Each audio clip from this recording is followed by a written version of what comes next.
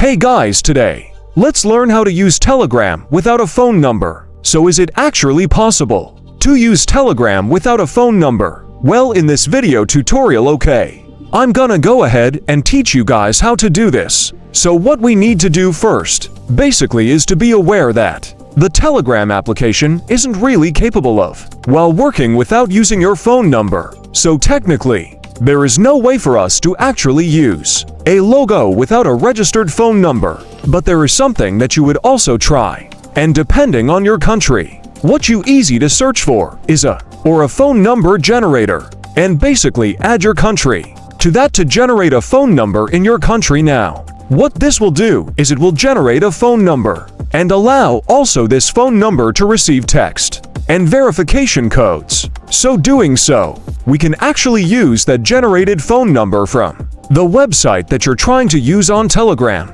and also verify your phone number that it is working on your country and receive those verification codes, allowing you to use Telegram without actually having a phone number that you own, but rather using a phone number generated online using some phone number generators. And that's actually just a quick workaround on using Telegram without a phone number that you could try. So I'll see you guys on the next video. Take care and like and subscribe.